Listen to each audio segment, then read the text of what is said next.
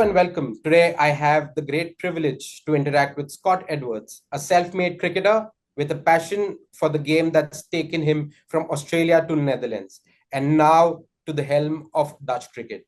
Thank you so much for joining us, Scott, today. Let me begin by asking you about your recent T20 series in Bangladesh. How would you assess the Netherlands' performances, especially with the few key players missing in that tour? Yeah, obviously, it was an awesome experience for us to be able to go out there and play in subcontinental conditions, which is not something we get to do too often.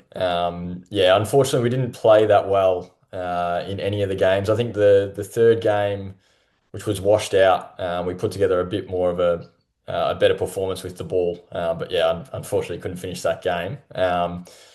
But yeah, it was obviously a little bit disappointing, just with how our batters and how we sort of adapted to the conditions or didn't adapt. But yeah, it was obviously we obviously had a bit of a younger squad there, and for all the guys there, it was a great opportunity to sort of experience that and the 20 odd thousand supporters in the ground. With one eye obviously being on the T20 World Cup happening next year in India and Sri Lanka, how do you see this experience helping the squad adapt to the conditions and challenges like the big crowds and stuff like that?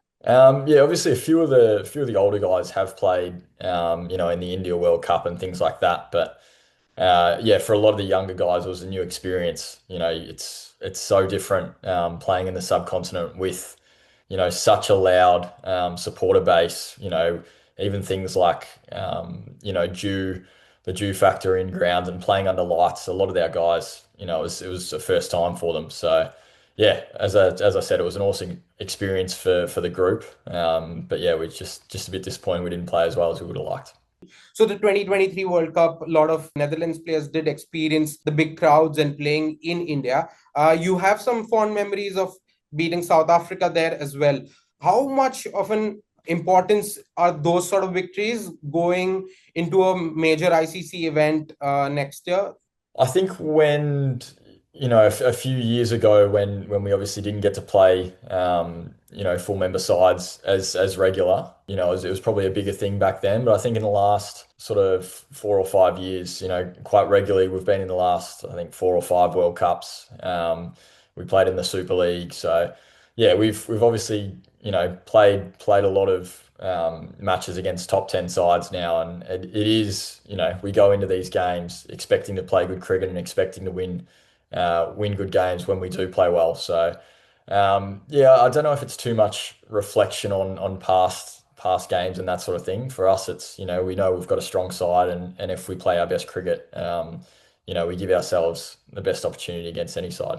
With the T20 World Cup 2026 still a bit away, and however, there's not much cricket scheduled in near future for the Netherlands. How are you preparing for the road to the tournament ahead? Yeah, it's always a bit of a difficult one, that one.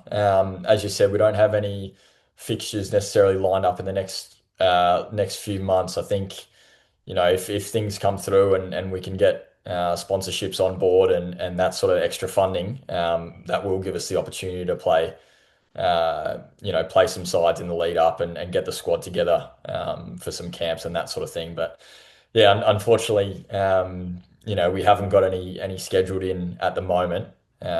So guys will be going off to different parts of the world, playing in different competitions. Hopefully, a few guys get picked up in franchises, and then we'll obviously get together again in the new year and sort of really ramping that up to the World Cup. That's always a challenge, I believe, as an associate nation. Is it a challenge that is being spoken around in the cricketing circles within the community of associate cricketers?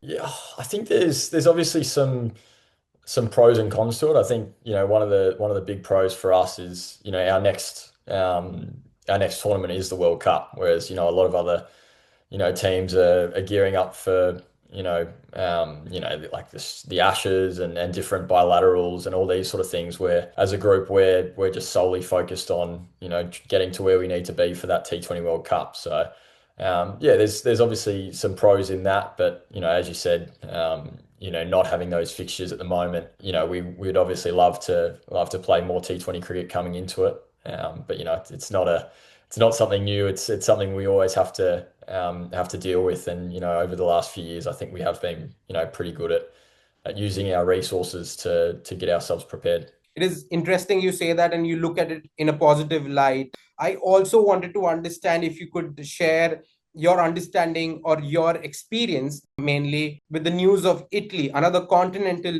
team which is going to be joining you at the World Cup. How good is it to have a fellow country from the associates, especially from Europe, coming through the ranks and now making it to the world stage? You also got a chance to play with them in the European qualifiers. So if you could shed some light on what the journey has been for them. Leading into the qualifiers, we knew they had a strong side. We knew they had a lot of quality players from Italy and from different parts of the world all coming together. So yeah, we knew they were definitely going to be a threat at those qualifiers. And yeah, there was obviously five good sides there. And I think for Italy, it's obviously their first World Cup as a country, and it's credit to those guys and what they've been able to do to play as a group and to get through. So yeah, I think especially with the side that they'll take to the World Cup, I think they have every chance to cause some upsets and give themselves a real good shot. You had a fascinating story from receiving a phone call from Ryan Campbell, and suddenly from playing club cricket in Australia, you made the big move to Netherlands, and you've obviously gone through the ranks and now leading the team. What is your leadership style like, and what have been the biggest learnings along the way? Yeah, I think I'm always learning. I think I try and build confidence in the players and give everyone the opportunity to perform and play their best brand of cricket. We're quite a positive group in general. The boys work extremely hard. We've got an amazing coaching staff as well. So I think yeah, it's been, as you said, quite an interesting journey from playing club cricket to moving across and now to being captain. But yeah, I think I'm very grateful for the players we've got, and I've got a lot of senior players around me as well. So yeah, I like to be quite collaborative with the group. I'm probably not the out and out leader trying to stand above the group. I like sort of leading from within and really inspiring the guys to now to be themselves and and to put their best foot forward. So yeah, that's probably my style. I think as I said, I'm very lucky to have Ryan Cook as the head coach as well. We get along extremely well, and yeah, I think we work quite well together. That's not the only honor. In fact, your almost statesman-like approach has seen you become the elected representative of ICC Men's Cricket Committee. How important is that role to you? Yeah, obviously, very privileged to be in a position to sort of have a voice for the associate cricket on that committee. So I've only been sort of in that role for the last six months or a year or so.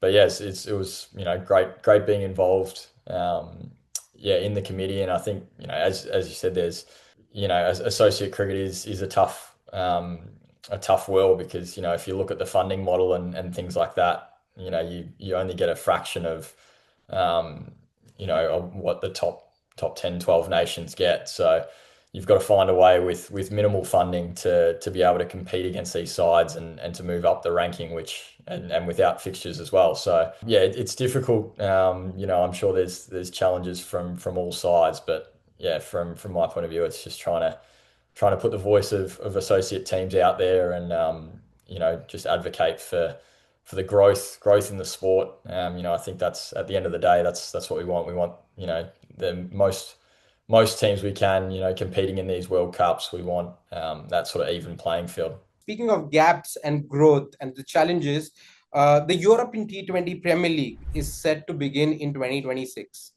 How do you see it developing the game in Europe? Having this European T20 Premier League is going to be massive for the sport. Massively in the Netherlands and in Europe as a whole, I think. You look at all the countries and areas around the world that have franchises and how that improves players, it improves exposure, and it improves those teams as a whole. So yeah, it's definitely something that's missing at the moment, and for us to get our own franchise competition, yeah, next year is super exciting. I think all of our guys are talking about it, and even the opportunity to play with different players from around the world. Yeah, it's going to be massive for the sport in Europe. Yeah, I think from our side, we think there's such value in this European T20 league, because I think you look at the quality of associate cricketers or cricketers in general throughout the Netherlands, Ireland, Scotland, and Europe as a whole. There's a lot of talented cricketers there, all playing in one competition, plus some overseas players. Yeah, I think it's got a huge potential. That if it's set up well, and I'm sure it will be, that it's going to be a quality product, and lots of people from around the world will be very interested in watching and in playing in the comp. Now let's shift gears and have a bit of a fun. Before we begin with the segments, I think it'll be nice segue if you can tell us about the tattoo that you have on your ankle and a little bit story about that. Yeah, okay. So I've got a couple of tattoos on the party foot. But yeah, the one I think you're speaking about is the tattoo of the lion. That's right. And I actually lost a bet to my housemate, Max O'Dowd, back in, I think it was 2018 or 2019. And it was to get a tattoo of a lion, if we won and qualified through to the what was it, the Super League.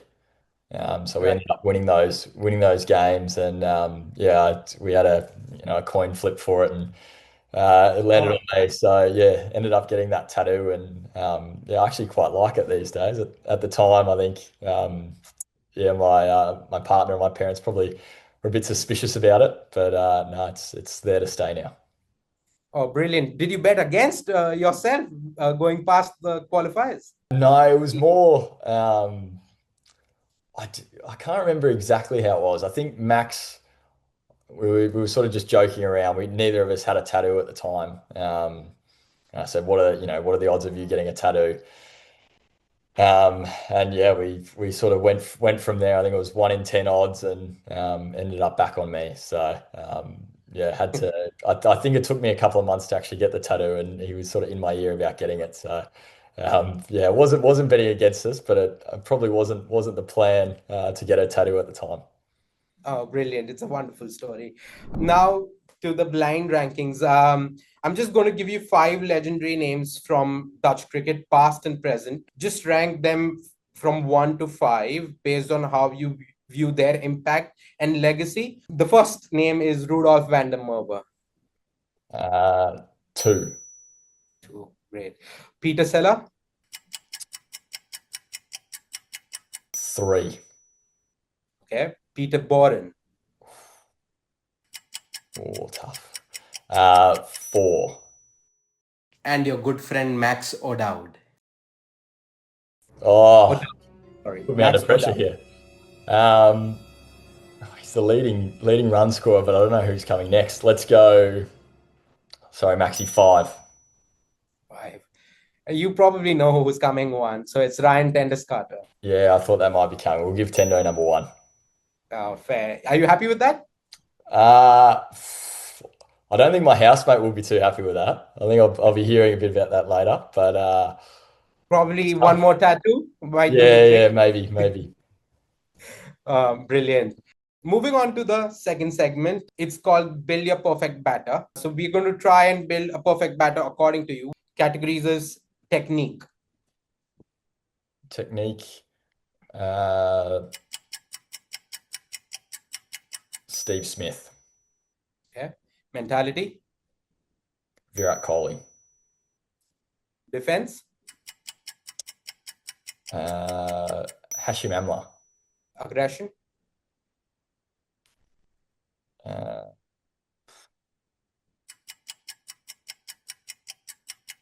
Quinton de Kock. okay? Range of shots, who's got? Range of shots.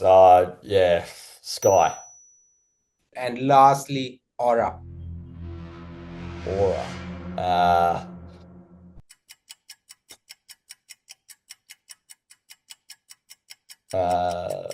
Travis Head. I like the way he goes about it. Nice. Quickly moving to the third segment. You have to build your all-time T20 11. However, there is one caveat to it, which is you need to include 3 players from Europe who would make the cut. Make sure you select a captain and a wicket keeper. Okay, we'll go Max O'Dowd and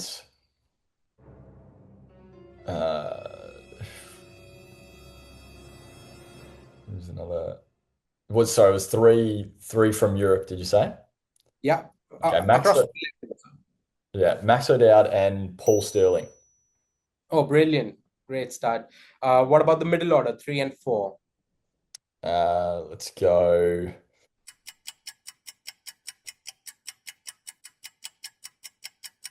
Yeah, let's get Virat in there. Virat at 3. Okay. And 4, we'll go Klaassen. Oh, brilliant. What about finishers and all-rounders? 5, 6, 7? 5, 6, 7. Tim We don't Davis. have to restrict to the batting order because there can be floaters, but Yeah, yeah, okay. And this is current players. any. It's Okay. your all-time 11, so you Okay. pick. All time. Okay, sorry. I think you've probably got to have Tim David in there. Okay. Yeah, Surakumar Yadav and AB de Villiers. Oh, nice. Have you already picked a wicket keeper? Is it going to be Klaassen, AB, who's keeping the gloves? Yeah, AB can keep. Okay. And your final 4, which I'm hoping has a spinner, all round, opening bowler, death bowler, and first change if you like. Okay, let's go Rashid Khan, Bumrah, uh,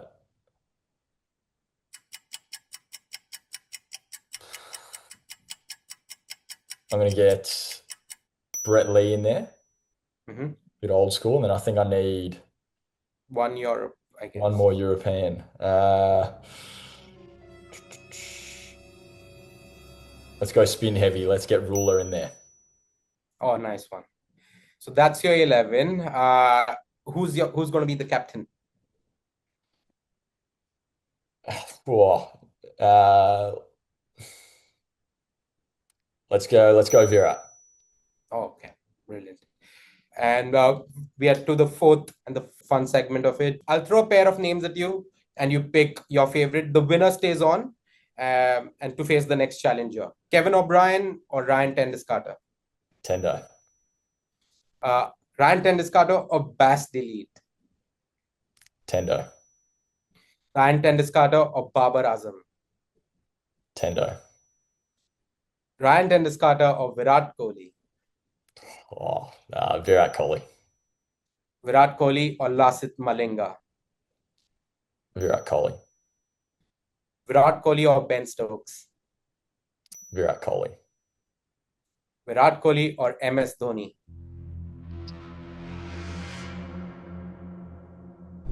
Virat Kohli. Okay, Virat Kohli or Mitchell Stark. Virat Kohli. Virat Kohli or Rashid Khan. Virat Kohli. Virat Kohli or AB de Villiers. Yeah, AB de Villiers. AB de Villiers or Chris Gale. AB de Villiers. AB de Villiers or Jasprit Bumrah. No, I'm a batter, so AB de Villiers. Okay, AB de Villiers or Sunil Narayan. AB de Villiers. AB de Villiers is your winner. Thank you so much, Scott, for sharing your valuable time, thoughts, and being such a sport. Awesome. Thank you, mate.